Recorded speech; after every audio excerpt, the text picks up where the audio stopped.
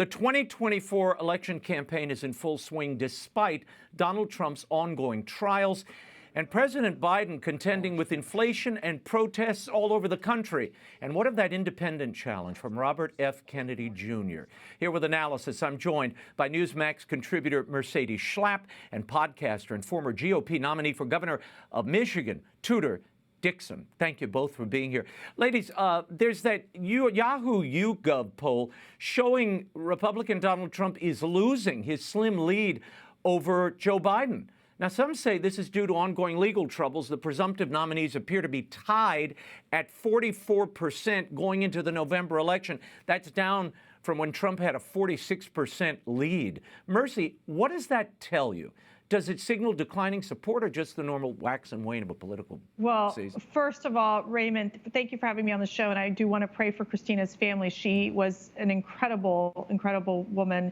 Yeah. So prayers to her family and to your team as well. But I think it's important to understand here that when you're looking at the swing states, like Pennsylvania, like Nevada, North Carolina, Georgia, Arizona, President Trump is doing significantly better than Joe Biden. Now, of course, I move forward with caution on this because you'd like to see President Trump up by 7 points or 8 points and not a slim margin like 2 or 3 points. Yeah, he's in the margin of error, even in the state polls.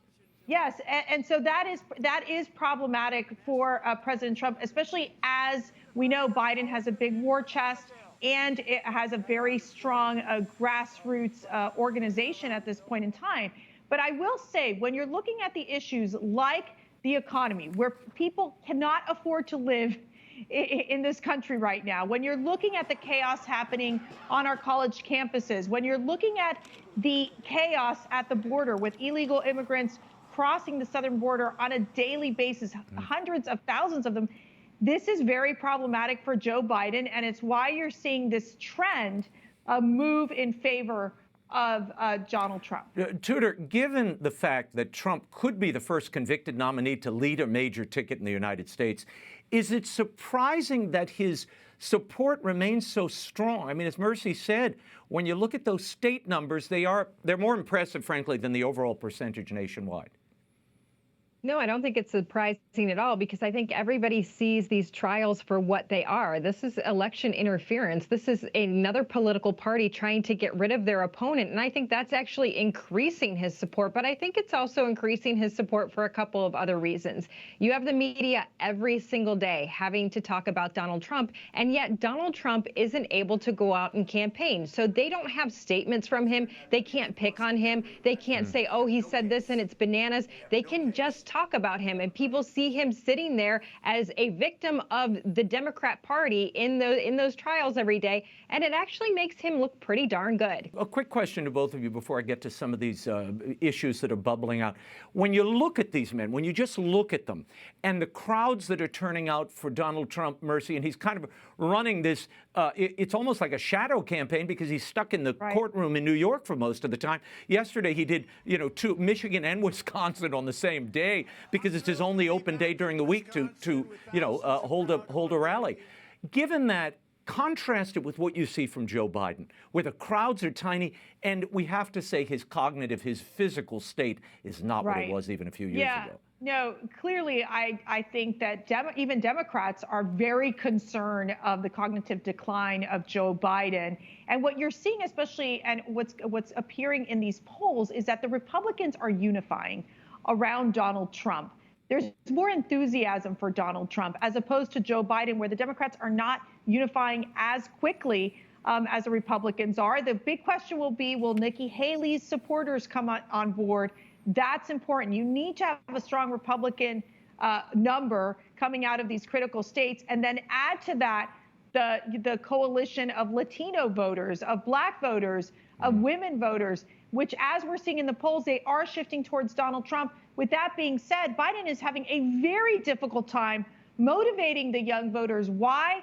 Because of this issue with the Hamas-Israeli conflict, and the young voters are not connecting with Joe Biden and the stress that many of the minority communities are feeling because of the failed Bidenomic policies. Tudor, I want to get to this, and I'm going to throw that to you, Biden's first comments on these protests. But your thoughts on the condition of Joe Biden right now and what impact that might have. I mean, I'm amazed that he's not down 10 points, given that he has such difficulty even communicating.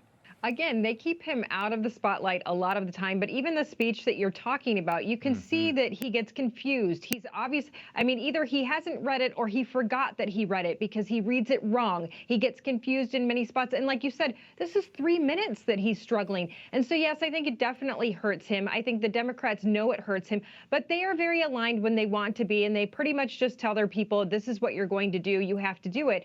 They don't know how to handle this situation on college campuses. It was very evident in Michigan when the primary came along and you saw MSU and you saw U of M vote uncommitted. That is a concern for them, and that is going to be their big issue come November. Okay, this is President Biden speaking out today, a bit of his 3-minute and change address. Watch.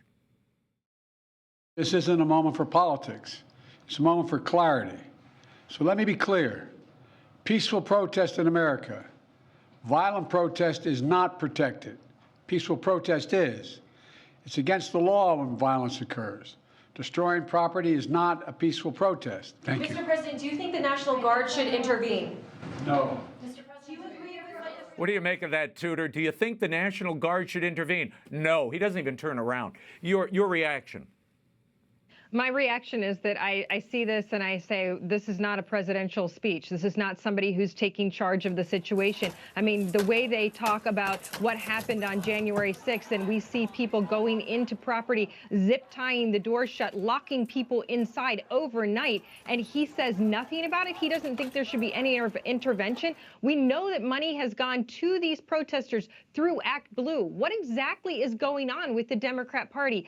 Do they not want to talk about it? Because if it were investigated, it would lead right back to them and potentially link them to a terrorist organization. All of it is very bad because we know they're saying that they're with Hamas. We know these people on campus have said that they've chanted death to America. It all looks very bad for Democrats. And the fact that they are not asking the FBI to come in and investigate where the funds are coming from, where all of these placards and signs are coming from that are the same across multiple different college campuses, why are they not doing that? That makes it look very bad for Joe Biden. Mercy, I spoke to a SWAT team member who broke up some of these encampments at a particular college. And I said, what do you think is driving this? We know they're outside funders. They're well-seasoned protest activists who are there guiding, indeed giving instruction to these students who are not the majority of the people in these encampments. He said he thought this was a dry run for November or after the election, that this is an activist network of anarchists, if you will, lighting up their network and testing the police, the public, and the prosecutors. Your thoughts? Yeah, we've seen this before. Occupy Wall Street, for example. We saw this during the summer of 2020, the presidential election, when it was Antifa and Black Lives Matter basically rioting in the cities. This is not a surprise.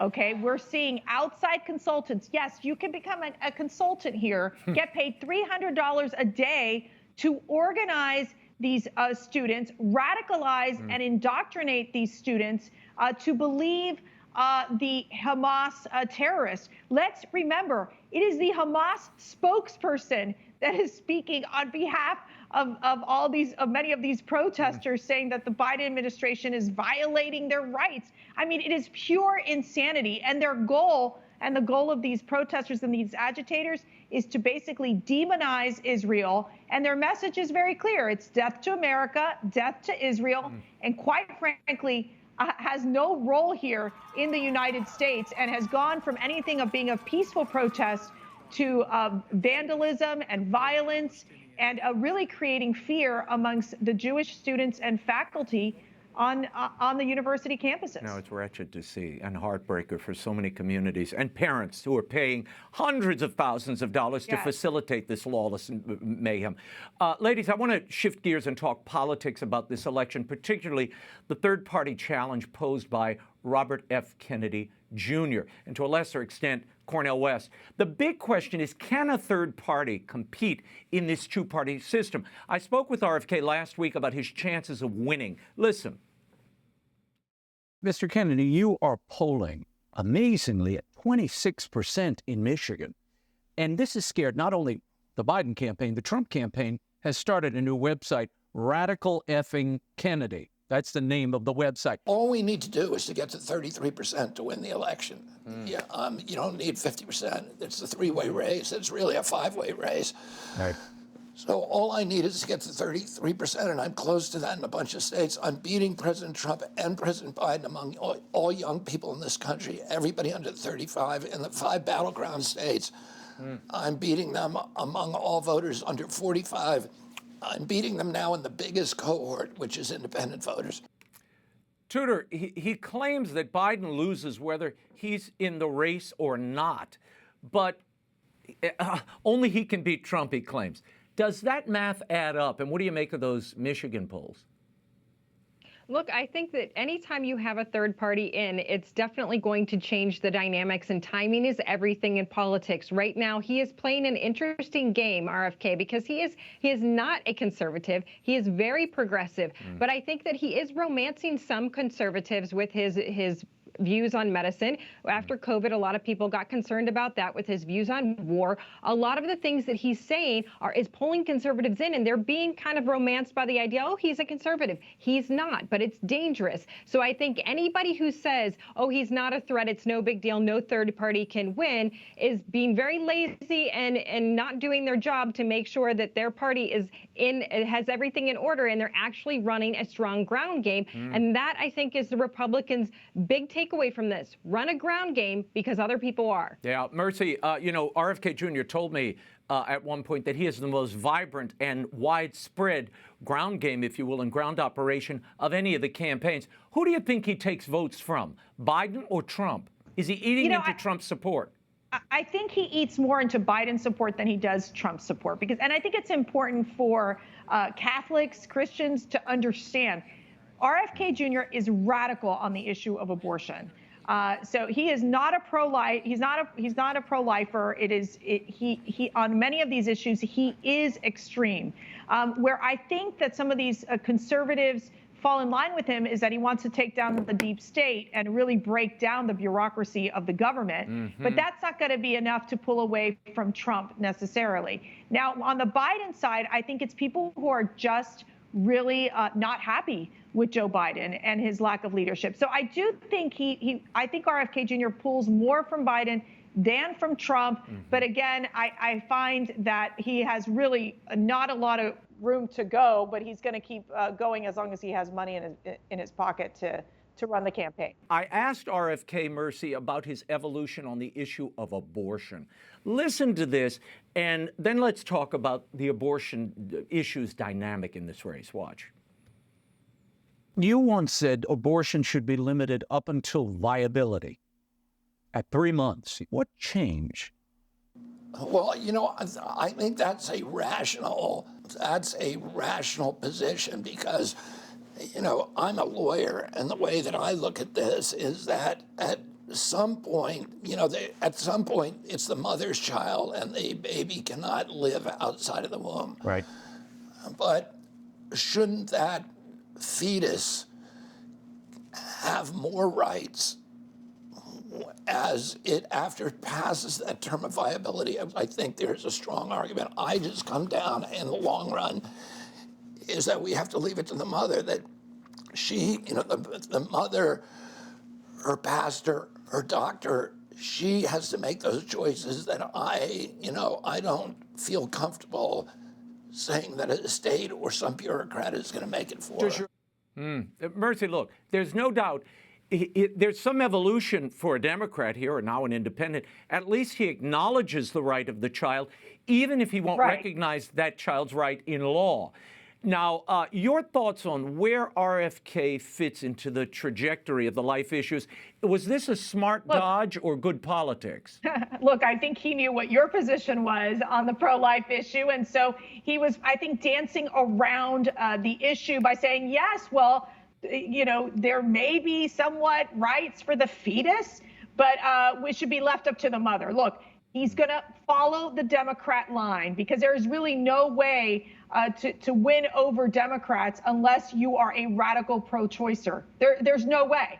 And so I think that Kennedy will pretty much be in line with where the Democrats are on this issue because they can't touch this issue because we know so much of their support comes from the Planned Parenthoods of the world and from so many of those individuals that are, self-proclaimed pro-choice activists, and that's an important coalition for the Democrats, for the Democrat Party. Now he's running as an independent, but he still needs to court those voters to go his way. No, he's very thoughtful on the issue. There's no doubt. Yes. And personally, he may differ because you've heard some of the utterances where he supported a 15-week ban and then walked it back. So though he's very, I think, thoughtful and has contemplated what this means on policy, there's virtually no difference between where he stands and Joe Biden. I mean, we just have to say Exactly. that. Former President Donald Trump announced his abortion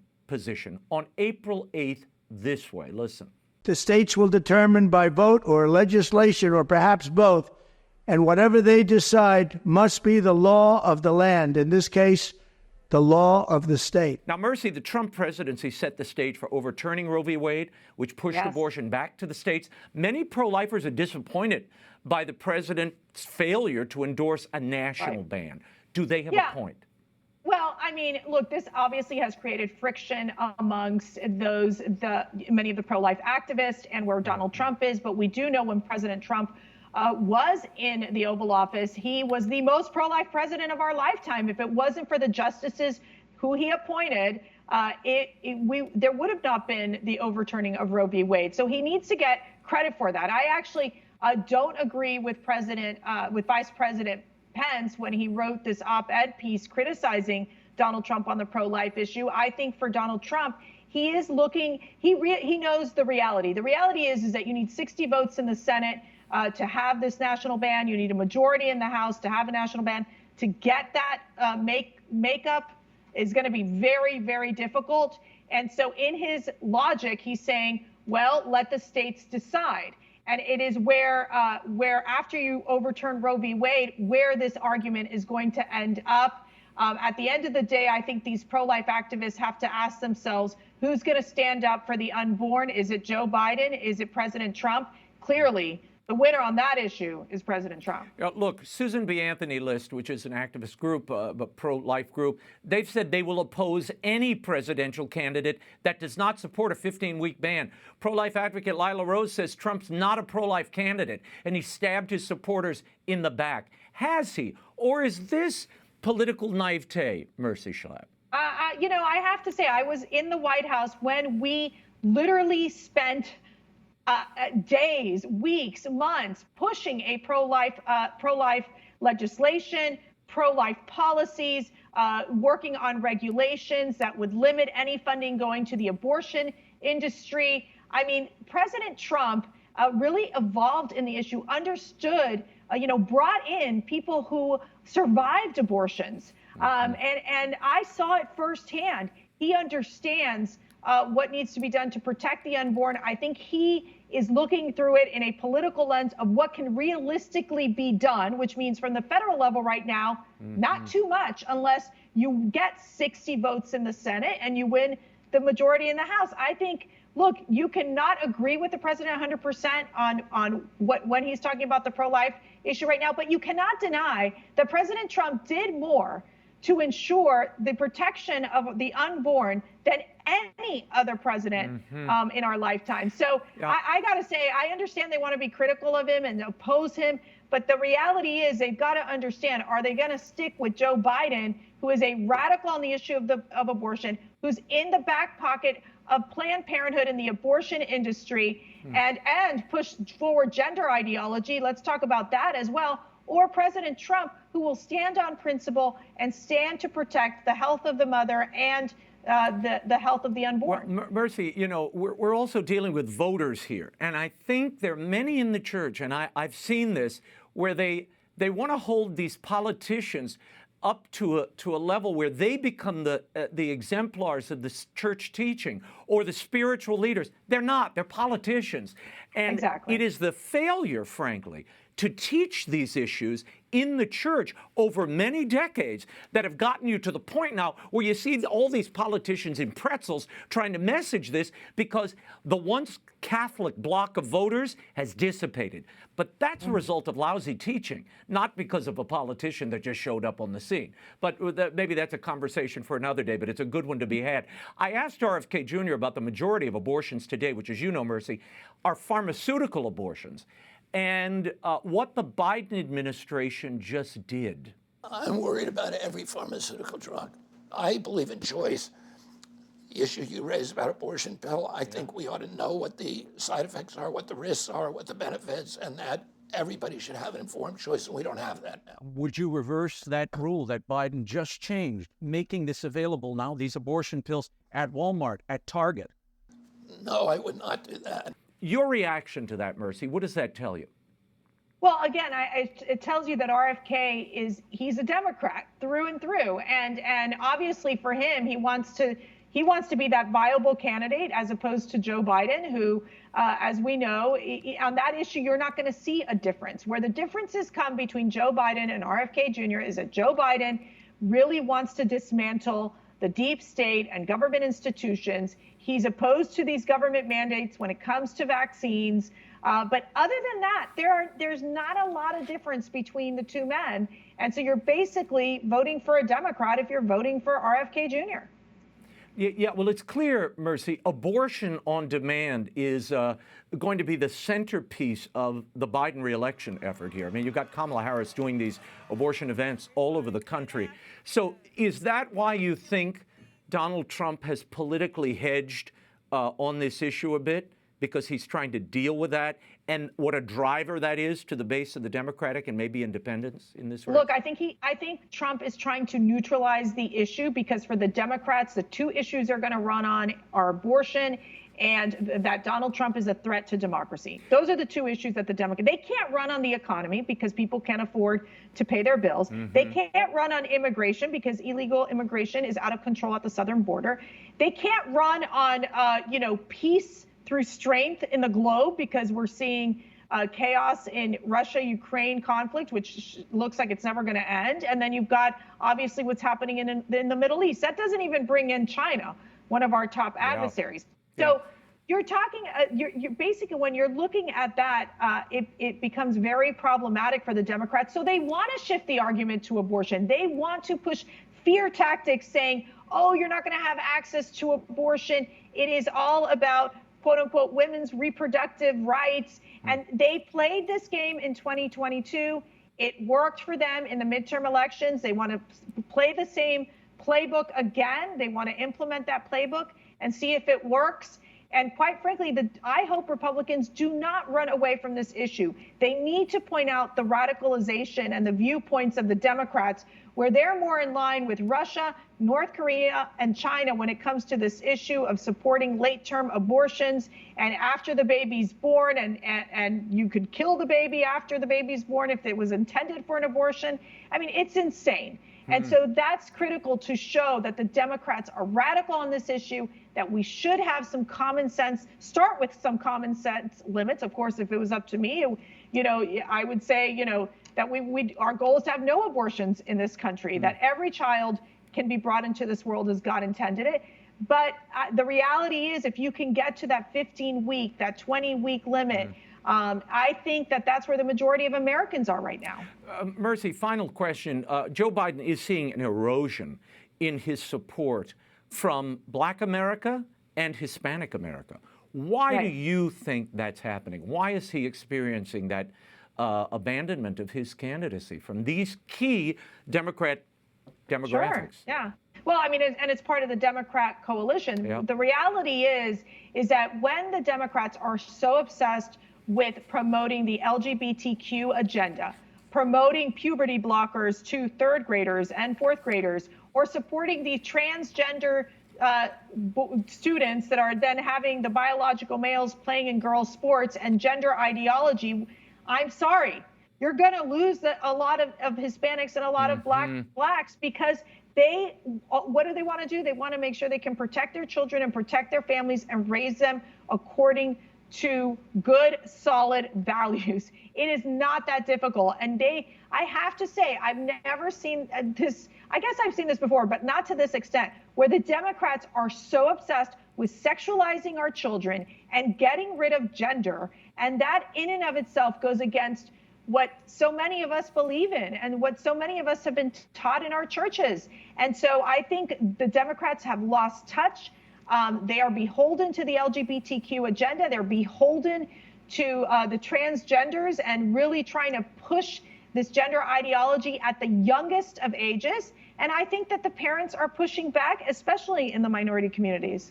Mercy Schlapp, we'll leave it there. Thank you for being with us. We'll check in with you in the days ahead. Of course, thank you.